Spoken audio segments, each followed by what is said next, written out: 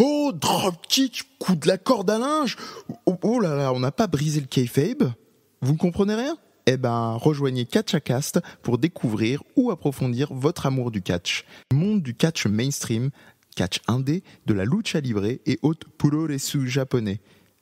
Ah, c'est parti. John, à Battleground, je te promets une chose.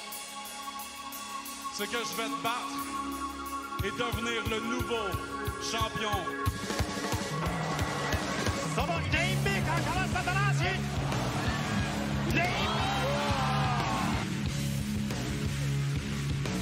But I know you people don't understand what Karanai Baro.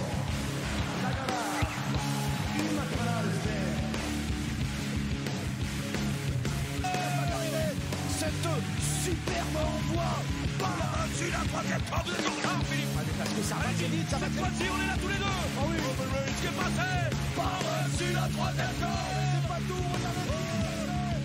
Dive. Oh, ça.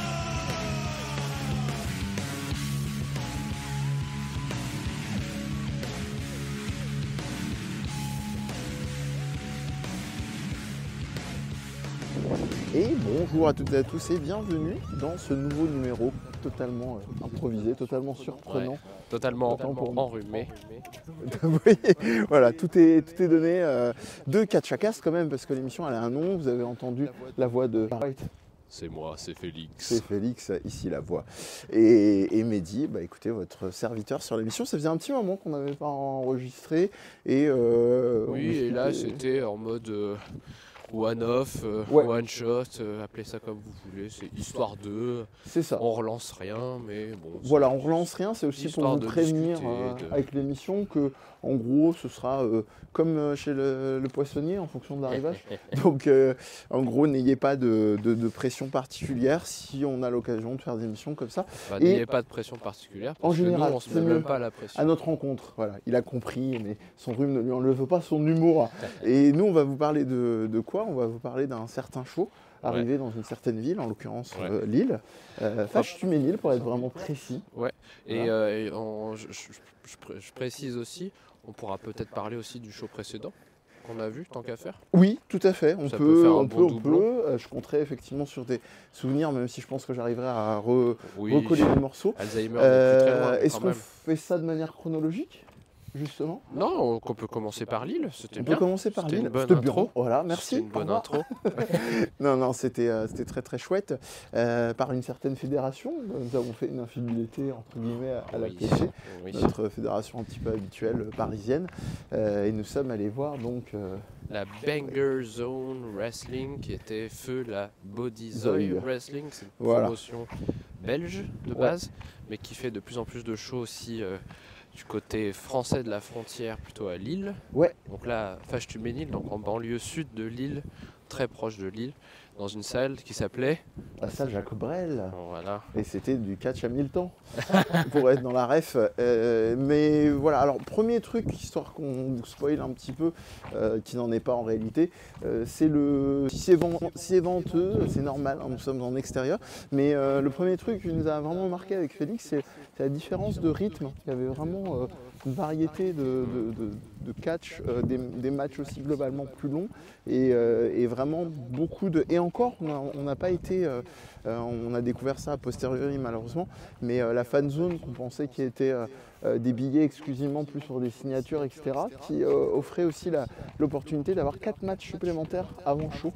Donc voilà, peut-être pour une prochaine fois. Mais c'était vraiment différent, déjà dès l'arrivée, dès la salle, tout Ouais. était très différent de la PC. Oui. Enfin, je ne sais pas si vous nous avez déjà entendu parler de la PC. La PC, c'est on en parlera peut-être un peu plus tard du coup, parce que c'est Tapez c'est APC le Catch lieu. si vous voulez regarder en même temps que vous écoutez, sinon vous allez tomber sur un magasin. Voilà, c'est la promotion qui a organisé l'autre show dont on va vous peut-être Yes. parler après. C'est une promotion plutôt de banlieue parisienne, à Nanterre, qui a une salle qui s'appelle le Studio Génie, Oui. qui est plutôt une petite salle de mariage en fait, on va dire. Ouais. Alors que là, c'était une vraie salle de spectacle, même si c'est une petite salle, très ronde, très haute de fond, voilà, salle Tout à fait. dansante un peu. Donc déjà dès l'arrivée, en fait, c'était très différent. tu disais, Mehdi, par rapport à l'organisation, il y avait un pré-show avec un meet and greet, avec des matchs en exclu pour ceux qui payaient plus, ce que la PC ne fait jamais. Il y avait il y avait trois zones différentes dans la salle où il y avait deux grandes zones des deux côtés latéraux du ring où c'était exclusivement debout, alors que les deux autres zones des deux autres côtés du ring c'était assis, alors qu'à la PC tout le monde est assis. Enfin voilà, et là il y avait une production aussi vachement plus cher, enfin je sais pas, au level on va dire par rapport à la PC. Il y avait son et lumière, un écran, une structure métallique pour les spots de lumière, etc. Donc vraiment déjà dès l'entrée de jeu, je dirais tout était différent en fait. Ouais, et petite précision aussi pour ce que tu disais sur les prix plus chers concernant les matchs supplémentaires. Vous n'allez pas perdre des matchs, on va dire, ça ne veut pas dire que ce n'était pas des bons matchs, au contraire, on nous a dit que c'était plutôt des chouettes matchs qu'il y avait pour ceux qui avaient pris ce Fan Pass. Mais ce qui était intéressant, c'est qu'il y avait des enfants déjà, effectivement, comme vous pouvez l'entendre, sur mon tour. Et il y avait surtout les matchs vraiment principaux, avec notamment des guests étrangers, on vous en parlera un petit peu après, qui étaient sur la place principale, pour laquelle vous n'avez pas besoin de manquer plus. Donc on n'est pas dans un truc turbo-capitaliste, c'est juste que la Fédé essaye d'amortir ses frais et voilà. Ouais, on sentait vraiment, c'est vrai par rapport à... Et effectivement, c'est pas turbo-capitalisme, mais on sent vraiment l'entreprise au sens où on tente tout pour faire un peu de blé. En dehors de ça, il y avait aussi beaucoup de t-shirts marketés BZW à acheter. Des sponsors. Il y avait des sponsors pour financer ou aider à organiser le show. Vraiment, pendant toute la soirée, on nous a vraiment appuyé le fait que durant les 2 trimestres suivants, il y allait avoir tel show à telle date, avec qui, avec quoi. Il y a vraiment un gros effort d'organisation et de business quoi, finalement, que la PC n'a pas vraiment parce que c'est peut-être différent aussi. C'est une entreprise familiale, c'est la 2e génération je crois maintenant, donc voilà.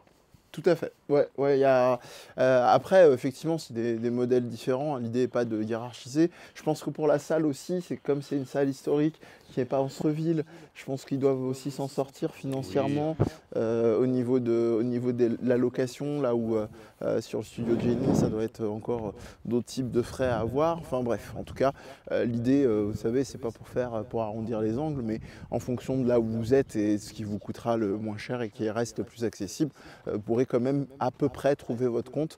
Niveau catch, et ce sera toujours moins cher que la WWE. Coucou. Ça c'est sûr. Donc bref, on va commencer, je pense pas, par l'essentiel, à savoir les matchs.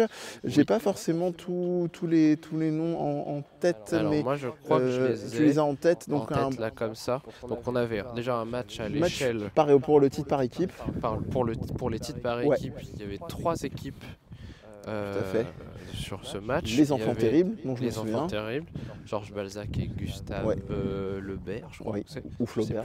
Ou Flaubert. On avait CPF. CPF, voilà. Qui n'a aucun rapport avec les arnaques au CPF. Qui avait l'air d'être 2 gars, j'allais dire mais je sais pas si c'est en tout cas, qui étaient cosplayés en Osprey de Wish. Et on avait une autre team qui jouait les antagonistes, c'est ça. Qui s'appelait VCC, mais alors je ne sais pas pourquoi VCC, qui avait l'air d'être allemand parce qu'on entendait des fans dans le public qui étaient plutôt pour eux et qui essayaient de leur parler allemand, alors je sais pas, voilà. Bon, la différence, on va le dire tout de suite parce que je crois que c'est ce que tu voulais aborder avec ce match, Mehdi.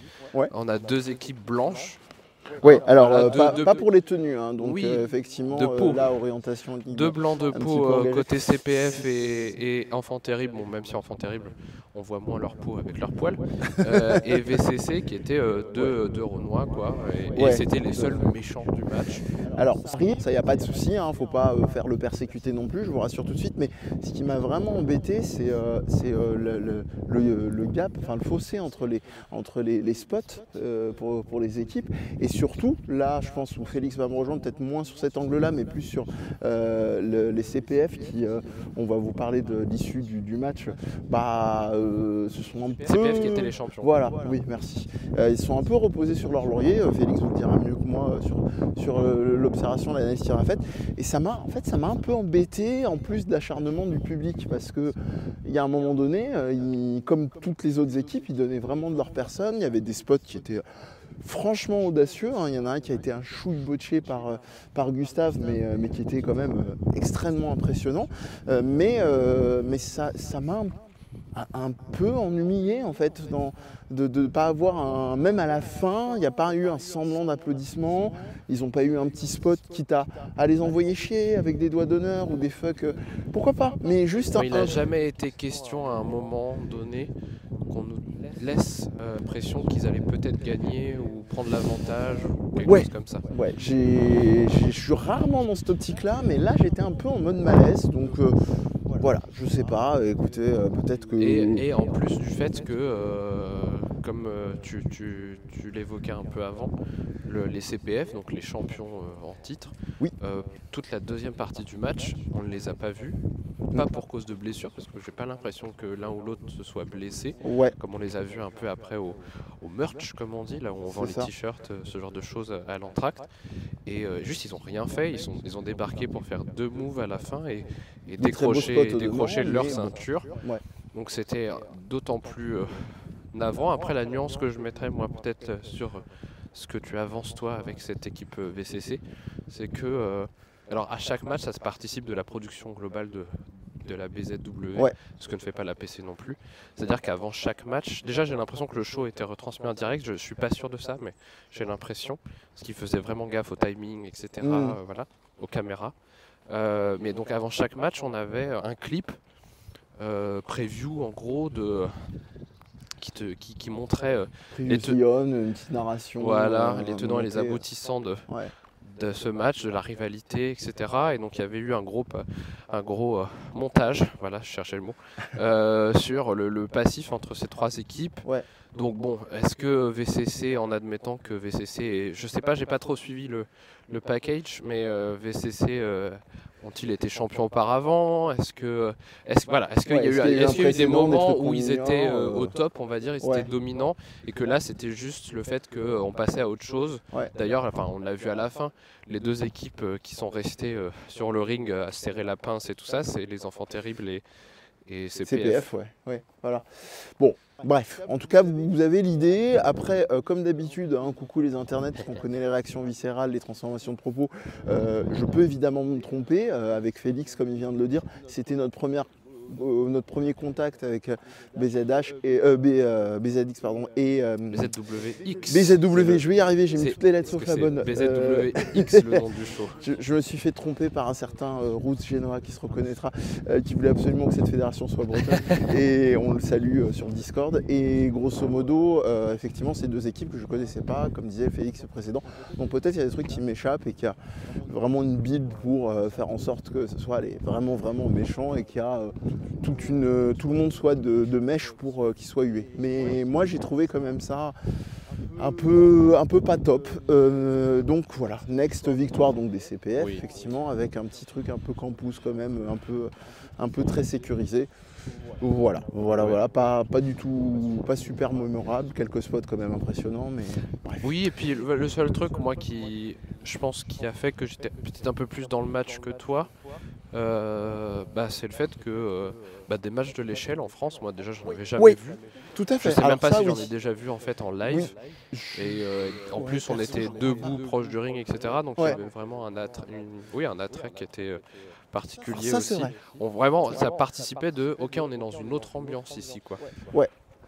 Oui, tout à fait. Là-dessus, il ne faut pas bouder son plaisir là-dessus.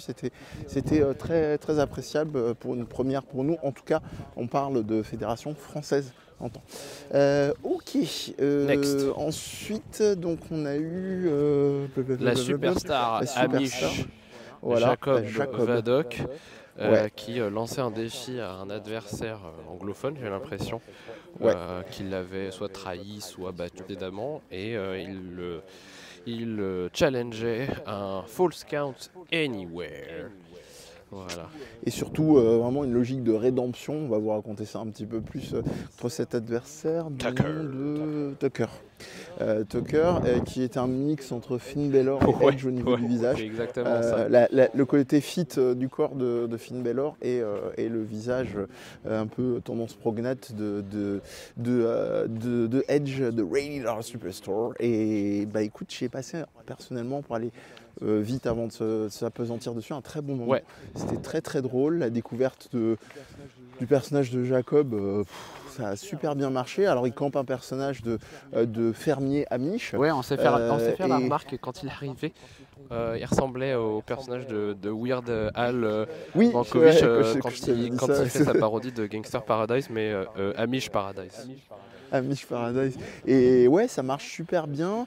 Il se fait tomber dessus par Tucker qui vraiment joue le bad guy complètement d'emblée, classique, zéro respect, machin.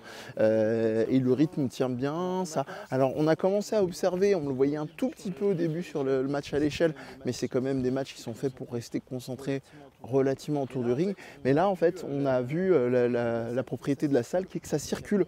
Donc il y a vraiment énormément de place, hein. Les gens sont rameutés au maximum autour du ring, mais après ça circule, ça va se faire la bagarre partout dans les petits gradins. C'est même terminé en dehors du ring. Sur un gradin. Il n'y avait pas vraiment de gradin, mais il y avait des promontoires un peu tout autour aux extrêmes du cercle de la salle, souvent parce qu'il y avait une table avec la régie ou ce genre de choses, pas vraiment pour le public, mais et donc à un moment, à la fin du match, il y a une structure, on va dire, qui a mis en place 2 chaises, une table, enfin une planche, et puis Jacob Vadok qui nous fait un coup à la Cactus Jack avec sa descente du coude direction la table et qui a gagné comme ça d'ailleurs. C'est ça, sachant qu'on a tout un truc très en narration avec une coupure du match à un moment où il lui a cerclé, enfin lié les poings et mis du scotch sur la bouche et ainsi qu'un magnifique masque de pigeon pour essayer de lui dire voilà, moi je t'accueille, nous les amis, nous accueillons à bras ouverts et on ne veut pas effectivement que tu restes dans ta haine, ce qui a été évidemment pseudo-accepté puis refusé dans la pure jus du bad guy, et voilà ce qui a amené à la conclusion dont Félix parlait tout à l'heure. Donc voilà, moi très bonne surprise. Super moi match, le seul truc, moi j'ai vraiment beaucoup aimé aussi. Le seul truc c'est cette coupure en fait, je trouvais que ça m'avait sorti du match, c'était un peu trop long. Jacob qui avait fait sa promo en français d'avant-match, là le faisait en anglais pour s'adresser à Tucker qui était anglais, hein, ça se comprenait. Mais du coup bon... je sais pas, moi ça m'a sorti du côté vachement violent, match, bagarre, etc., classique, etc., qu'on aimait bien, voilà. Et là, il essaye de faire une narration un peu psychologique entre la torture et la psy de, je sais pas comment. Toi, c'est toi le psy, c'est toi le psy ici, donc je sais pas comment dire, mais le psychologue. Où finalement je t'accepte, etc. Ça n'avait pas trop de sens, surtout qu'à la fin il continue à se battre aussi, enfin voilà, donc bon, moi ça m'a un peu sorti, j'avoue. Je peux comprendre, mais moi j'ai été hypnotisé par le masque de pigeon, donc ça a beaucoup joué. Non, blague à part, la rigoloterie a beaucoup joué, mais c'est vrai que vraiment si vous devez juger match purement pragmatiquement et sortir un petit peu de l'affect, de la découverte, etc., je te rejoins complètement. Voilà. Et puis l'ambiance, particulièrement dans ce match, l'ambiance dans la salle était vraiment cool. Commençait à vraiment bien décoller. La PC aussi c'est cool, hein, mais plus, on va dire, je crois que c'est toi hier soir en rentrant du show qui parlait de ça, Mehdi, plus dans jouer le jeu avec les personnages, en étant avec les personnages à fond, etc. Alors qu'à la PC, et moi j'en suis coupable aussi, on est plus à la recherche du petit jeu de mots, à la petite pique, etc. Pour faire réagir les catcheurs, alors que là c'était pas vraiment le cas et ça changeait aussi. De la vraie grosse rigoloterie. Finalement, j'ai vraiment trouvé ça que, même s'il était très vénère, qu'avec un personnage comme Pete Balek à l'époque à la PC, que j'ai pas beaucoup retrouvé d'alternatives de ce côté-là. On a Ravage, mais Ravage, il n'est pas afféodé à la PC et c'est encore une autre façon de faire. Mais voilà, chouette match vraiment. Et puis si vous avez l'occasion de découvrir ce cher Jacob, n'hésitez pas. Voilou, ce qui nous amène ensuite, je crois, déjà comment dire, au match de... parce qu'on a mémoire sur la Moi j'ai fatigue. envie de dire, j'ai peur de me tromper aussi. Tu as envie de faire un break. J'ai peur de me tromper aussi, mais j'ai envie de dire que c'était le match par équipe Ouais. entre Rivality, donc les, Oui, c'est ça. Oui, les c'est méchants ça, c'est ça. belges C'est ça. habitués de la PC aussi, hein. MBM, MBM et Lucha Sombra. oui, Ultima Sombra. Sombra, pardon. Ultima Sombra, pardon. Et contre Ultima Sombra. 2 stars de la DDT, donc au Japon. Ouais. Donc Mao, qui est un jeune catcheur Ouais. de la DDT, qui est champion de Incroyable. quelque chose, mais je ne saurais plus quoi dire de quoi. Moi non Et, plus. et son partenaire, qui est Yoshihiko. Est-ce que tu peux nous dire qui est, ou plutôt, qu'est-ce que c'est Yoshihiko? Qui, elle, alors je sais pas la question en vrai, je pense que vous allez vite m'excuser quand vous allez comprendre. Yoshihiko, donc, qui a déjà été détentrice de titres d'ailleurs à la DDT, comme d'ailleurs des échelles, comme beaucoup de choses ont été des détenteurs Oui. de titres. Et pourquoi c'est particulièrement choquant, entre guillemets, que tu Alors, dises ça? C'est particulièrement choquant, je parlais de détenteur du titre n'importe comment, parce qu'il y a des tombées, en fait, il y a des règles de tombée où n'importe quelle personne... Non, mais surtout sache que l'objet, puisse l'acheter. cette Surtout, personne ou cette chose, Cette Yoshihiko donc, est une espèce de mannequin / plutôt allure un peu poupée gonflable. Voilà, ce qui fait quand même un peu un attrait, on va dire, plus que particulier. Et on a eu tout un jeu, vous allez le deviner, complètement suspension d'incrédulité, avec MBM et Ultima Sombra qui arrive avec un magnifique, comment on appelle ça, petit affichage où Pancarte. Pancarte, merci, c'est le mot que je cherchais, qui est Yoshihiko is not real. Donc voilà. Il tout ne de peut suite, pas te on faire de casse, mal. voilà, on casse tout de suite le truc et tout le travail est suivi ensuite, comme on va vous le dire, sur le reste du match. parce Voilà. qu'évidemment, à la DDT, Yoshihiko, c'est une vraie star en fait, hein. Ouais. Ça fait des années que ce personnage, on va dire, existe à la DDT. Voilà, Mehdi l'a dit, il ou elle a eu des titres, affronté des Kota Ibushi, des Kenny Omega, etc. A une entrée, c'est l'entrée de l'Undertaker des années 90. Et elle est manipulée par une ombre, on va dire, une C'est vraie ça. personne, mais tout en noir, justement pour pas se faire remarquer. Ou alors par le catcheur avec qui elle est dans le match ou contre qui elle est. Petit détail quand même intéressant, on est aussi dans l'héritage côté culturel, c'est un petit peu de l'analyse en façade, hein, mais du théâtre no, Ouais. où il y a ce genre de manipulation là, et de côté d'impression de visage flottant ou de marionnettes flottantes sur fond noir avec des acteurs ou actrices. Et elle a une réputation, cette poupée, d'être quasiment invincible aussi, hein, à la DDT. Tu m'étonnes, vu les prix. Quasiment invincible de la battre. Et d'ailleurs, le match d'ailleurs, il s'est terminé, je ne sais plus comment il s'est terminé. Il s'est terminé en faveur de Yoshihiko et de Mao, Ouais. mais je ne sais pas s'il y a eu un tombé, je me rappelle même Si, plus si, de si, ça. il y a eu un tombé parce qu'il y a eu une tentative honteuse de meurtre. Oui, voilà, c'est vrai. Ultima Sombra voilà. Mais non, de mémoire, c'est un tombé, effectivement, de 3 sur l'équipe de NBM. Mais c'était surenchère 2000 quoi, ce match, quoi. C'était la poupée à la fois qui pouvait être à la manœuvre sur des prises de ouf sur 2 catcheurs à la fois. Voilà, vous imaginez bien que c'est pas la poupée qui agit, hein. On n'est pas dans un film d'horreur. Et à la fois de la surenchère de la part des catcheurs qui manipulaient la poupée. Enfin, vraiment, elle a été balancée à Comme une des malpropre. kilomètres dans la salle, j'exagère, mais voilà. Et Mao qui jouait vraiment son partenaire, qui jouait vraiment le jeu, d'avoir peur quand les catcheurs lui faisaient un tombé, mais finalement Yoshihiko qui s'en sortait toujours, etc. Et le public aussi, hein, qui a vraiment, on commençait à le dire, mais là, qui a vraiment joué le jeu. On était tous dans le jeu. Et même à un moment, ça c'est assez rare pour avoir vu quelques matchs de Yoshihiko à la DDT. Le manipulateur, on va dire l'ombre, qui la manipulait à certains moments, a même eu des moments physiques, quoi. Il a été le 3e partenaire de l'équipe à certains moments. Et même démasqué d'ailleurs. Il s'est fait démasquer d'ailleurs par l'équipe adverse. Ouais. Enfin voilà, c'était vraiment très sympa. On passait du côté spectaculaire des échelles, hardcore du Falls Count Anywhere, à un truc complètement comique et absurde qui a duré assez longtemps Ouais. aussi, quoi. Ouais, Au moins autant que le match précédent, et donc on avait vraiment eu le temps de créer quelque chose autour du match, etc. C'était vraiment sympa. Et ça marche super bien. Meilleur choix ever, évidemment, d'avoir pris le duo MBM et Ultima Sombra, parce que les deux sont très très bons dans le registre du comedy wrestling. Et surtout, sauf erreur, est-ce que Yoshihiko était déjà apparu en France? Non, je crois pas. C'était la première fois. Hein. Donc moi, je suis vraiment très agréablement surpris sur comment, et puis aussi avec le talent qui va avec, hein, mais comment le personnage a aussi bien marché, quoi. C'est-à-dire tout le monde a joué le jeu sur le truc. Donc voilà, vraiment. Et alors qu'il y avait pourtant, il y avait aussi des familles dans la salle, il y avait Oui. des gosses dans la salle. Oui. Et moi, j'ai juste croisé du regard des gosses de l'autre côté du ring. Et ils étaient vraiment dedans, À quoi. fond, Ils étaient à fond, quoi. Ils s'étaient pas perturbés dans le sens je comprends pas ce qui se passe, mais juste captivés, quoi. C'est voilà, vraiment, vraiment fabuleux. Si vous en avez jamais vu, regardez sur la DDT.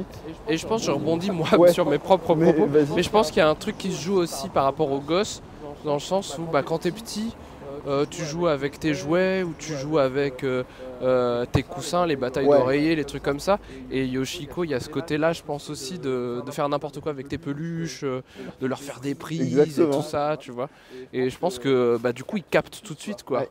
Même s'ils comprennent pas forcément la subtilité ou le côté absurde, ils captent tout de suite, quoi. Non, non, vraiment, vraiment génial. Et puis quand tu es un minimum observateur, je dirais que tu commences à t'intéresser au catch un petit peu plus en détail.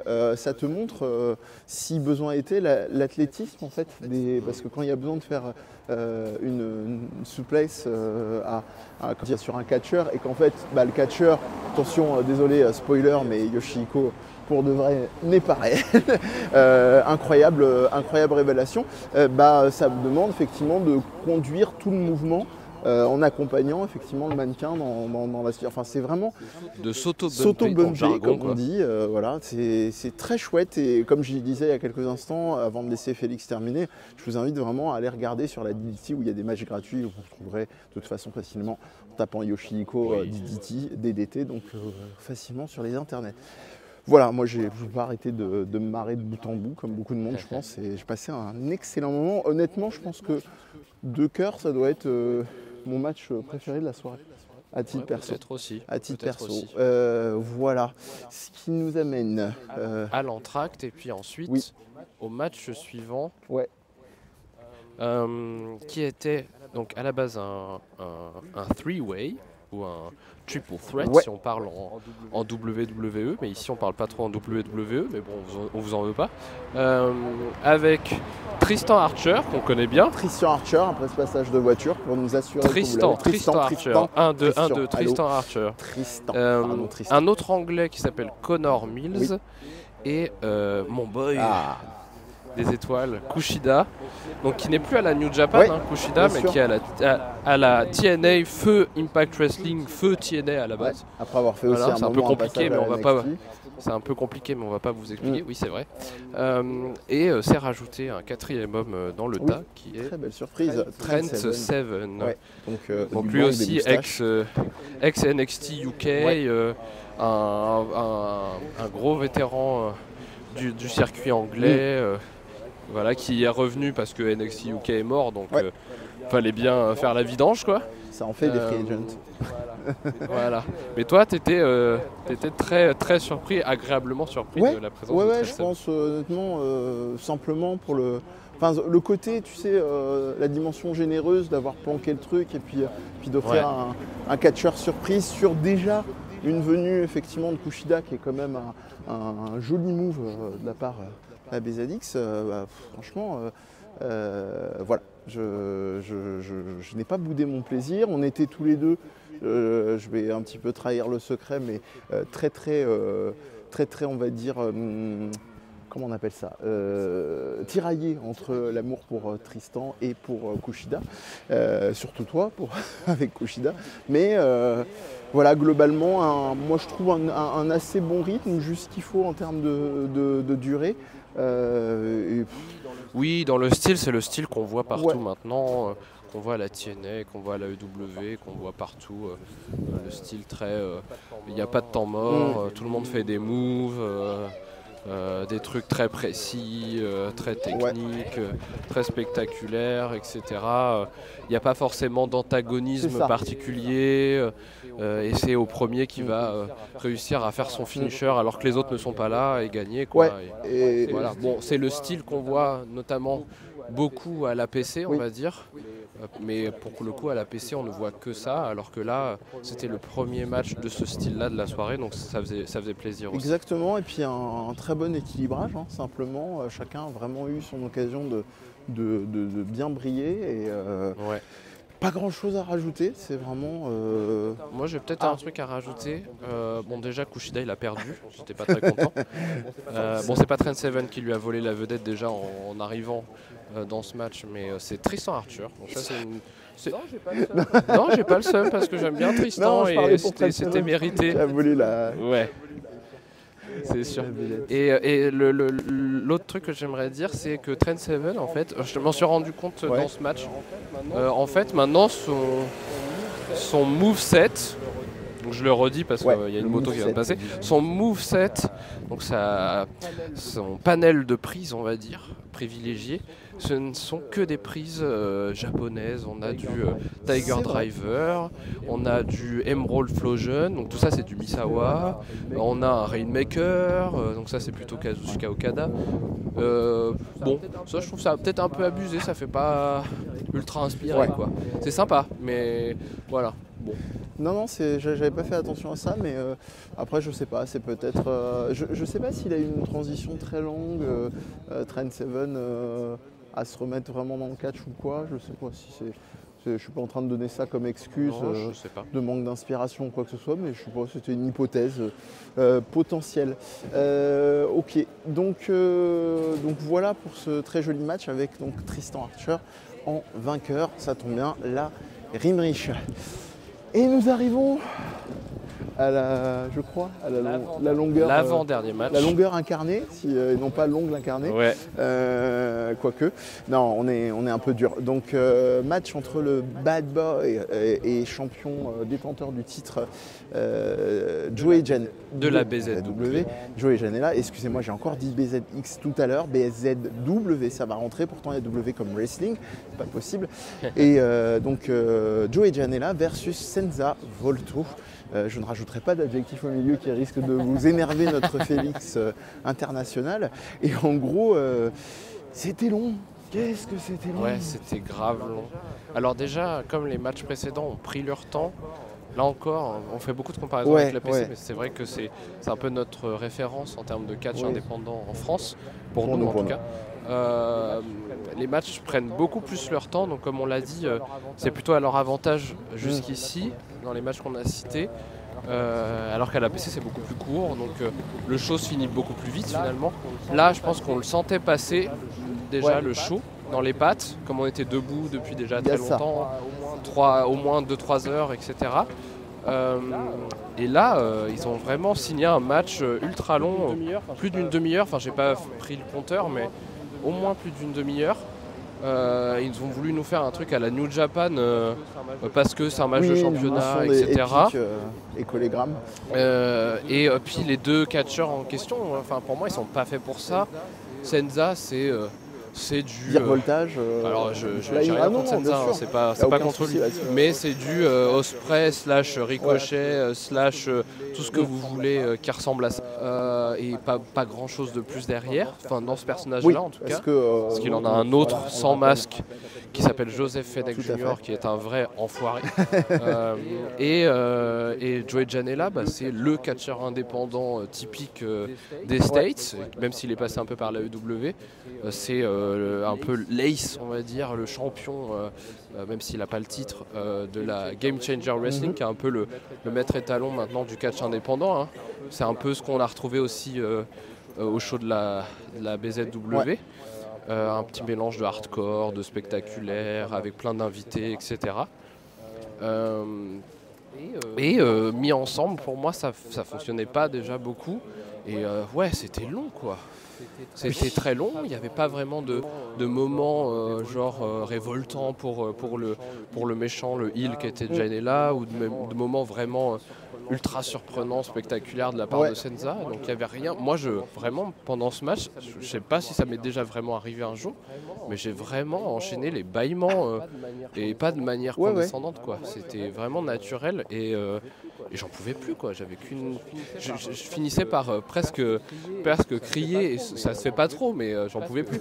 Presque, mais pas achevez-moi, mais achevez ça, quoi. Terminé, quoi. Mais il y a un signe, moi, qui m'a quand même aussi donné un indicateur là-dessus, c'est que bon, le match était quand même très clairement dans une volonté de construire Joey Janela sans surprise en mode bad boy, au-delà du fait que ça soit dans son titre, est vraiment le mec qui devait être destitué de son titre, et avec toute la salle qui d'emblée est extrêmement suiveuse de Senza.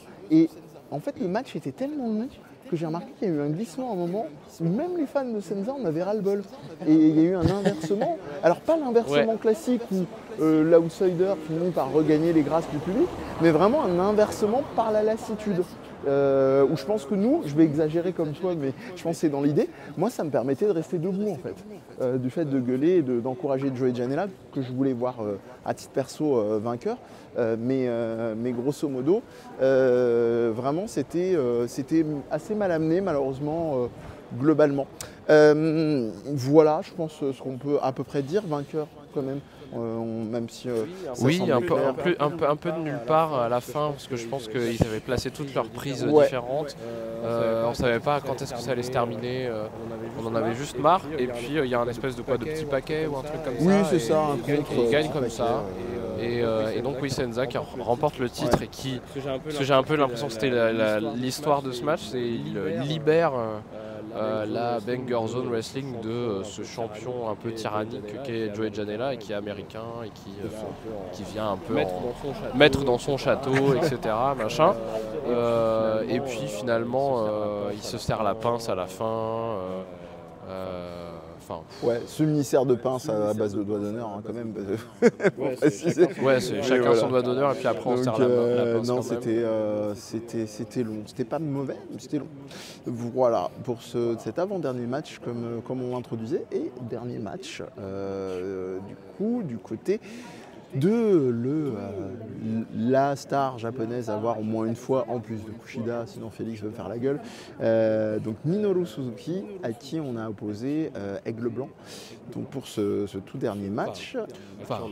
À qui on a opposé le seul gars qu'on met en face des stars internationales ici en France, maintenant voilà, c'est Aigle Blanc. C'est un petit peu ça, donc il faut savoir, si vous suivez côté Aigle Blanc, en plus de jouir de plus en plus une carrière internationale qui fait ses allers-retours aussi au Japon, etc.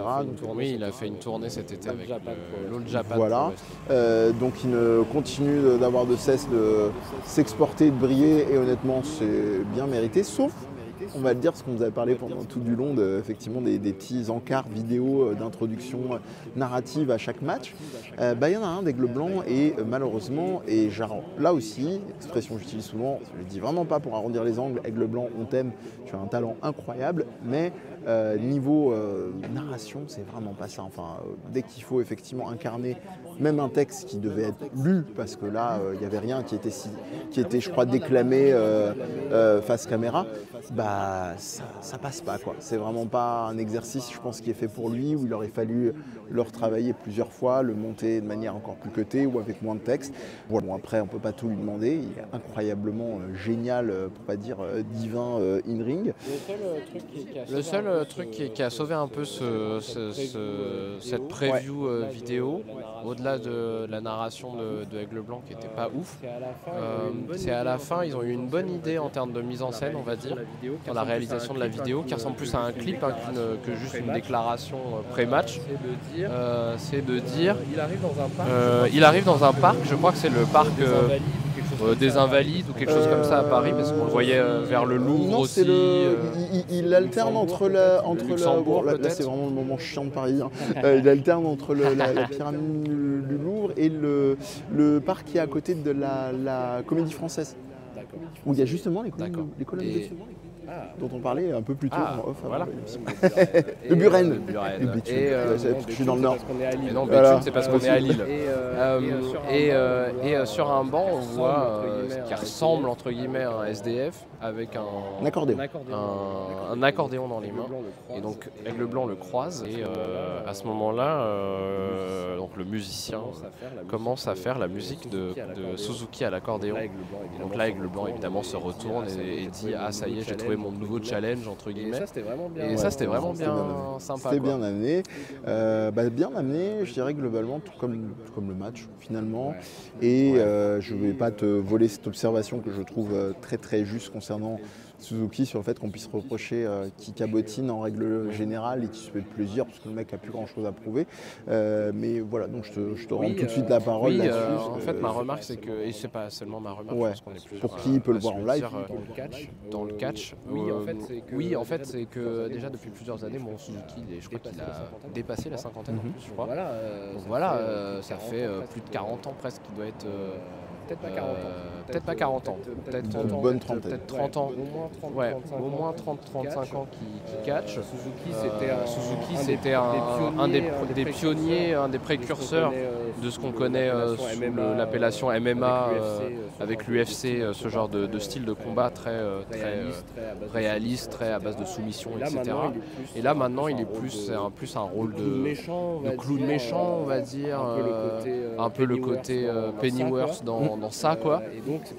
Et donc c'est pour ça que tu disais qu'il cabotinait un peu, mais je pense qu'il joue là-dessus, à beaucoup tirer la langue, à aimer la douleur, etc., à rigoler de ses adversaires, etc. Et à le voir tout le temps faire ça ces dernières années, à la fois parce qu'il est limité et à la fois parce qu'il n'a plus rien à prouver, comme tu le disais. Bon, on l'a vu une fois, on l'a déjà vu. Voilà, on n'a pas besoin de le voir une deuxième fois. Mais en live, c'est vrai que ça a fait quand même plus son effet. Et c'était vraiment sympa. On était vraiment tous, encore une fois, dedans. En plus, ça se voit qu'il se faisait vraiment plaisir. Il jouait beaucoup avec l'arbitre, il jouait un peu avec le public, il sortit du ring. Il a vraiment fait un effort pour aller voir tout le monde, à harceler l'arbitre, effectivement, en dehors du ring, qui s'appelait Michel. Moi, j'ai pu le toucher. Voilà. C'est quand c'est émotion. Ouais, grave.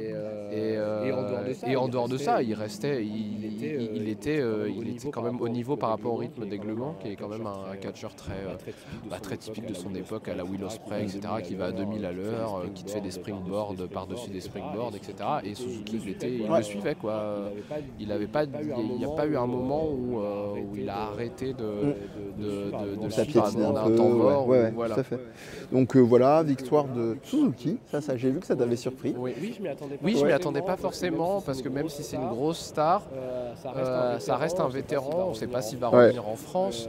Donc je me disais, il y a peut-être une chance que ce soit Aigle Blanc qui l'emporte. C'est pas comme les guests internationaux qui font leur passage dans les pays non anglophones juste entre deux séjours à la WWE.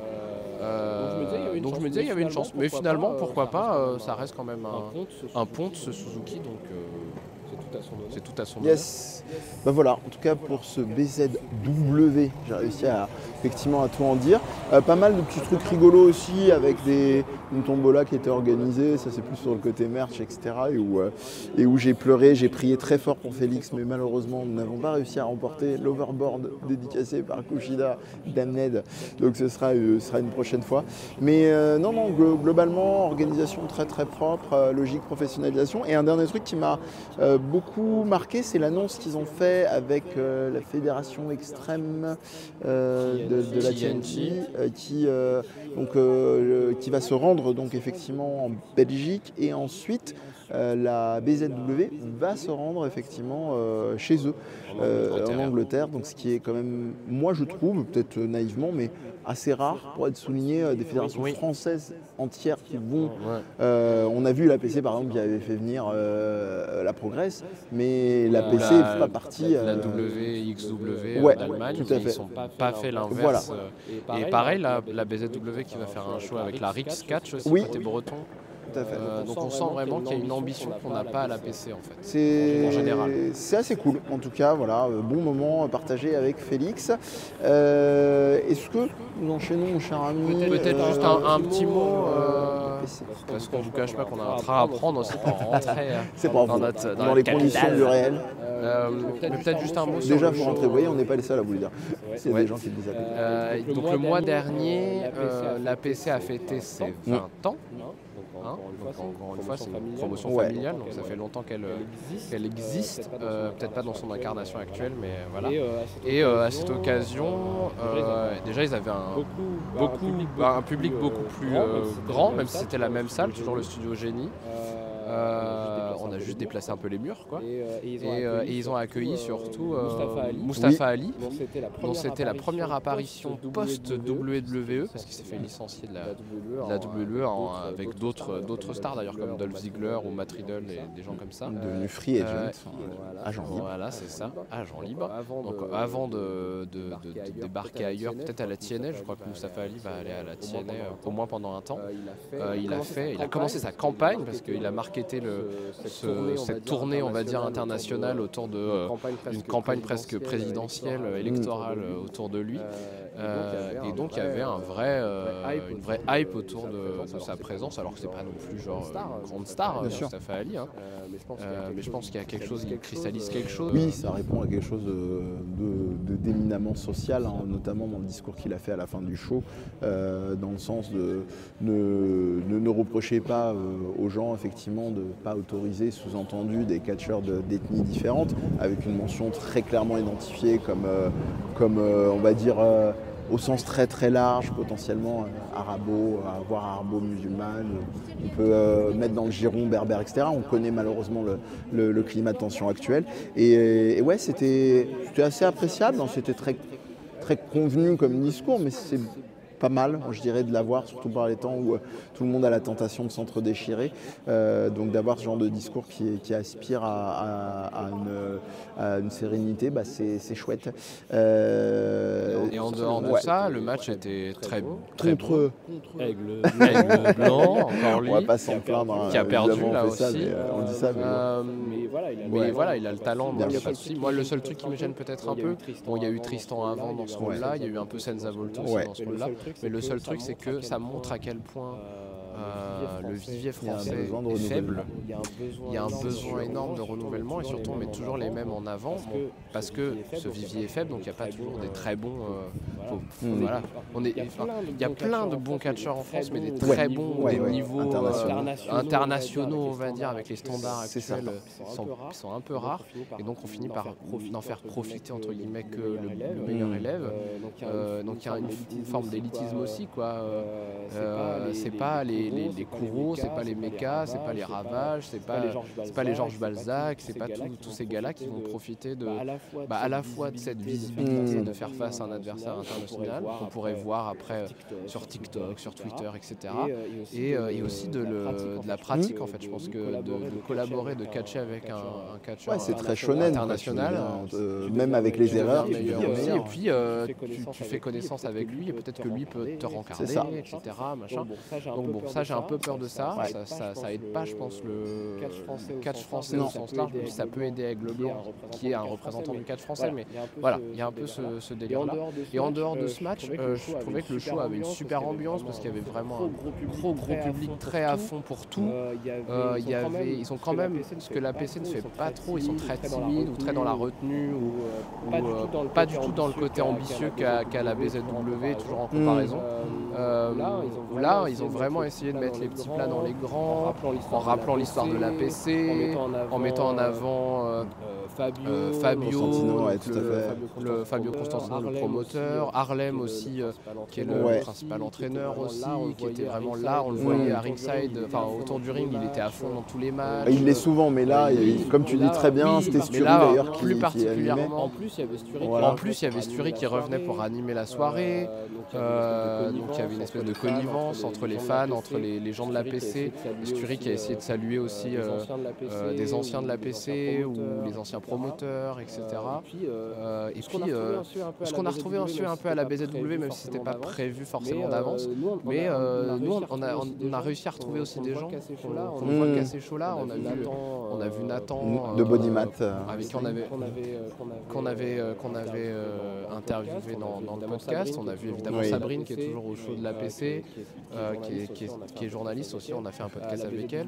À la BZW, on a vu El Gringo, qu'on remercie encore de tous ses commentaires élogieux pour nous. Pour les podcasts, il n'y en a pas beaucoup, mais ceux de El Gringo compensent tous les absents, on va dire. J'ai vu une de mes étudiantes. Voilà. Un autre étudiant aussi que tu as vu à Lille. Donc ça c'est cool aussi. Ça rajoute dans l'ambiance encore, je trouve, davantage pour saluer un peu tous ceux qui sont dans notre galaxie catch, pour pas dire univers. Coucou Volo d'ailleurs. Très marqué. On profite. Coucou Volo. Bisous à toi ma chère. Donc voilou. Bon, je pense qu'on va pas effectivement vous faire quart de match par quart de match, histoire de la synthèse, de la réalité aussi de notre départ de retour vers Paris. Mais en tout cas le cœur y est. Félix, mille bisous et merci pour cette émission improvisée.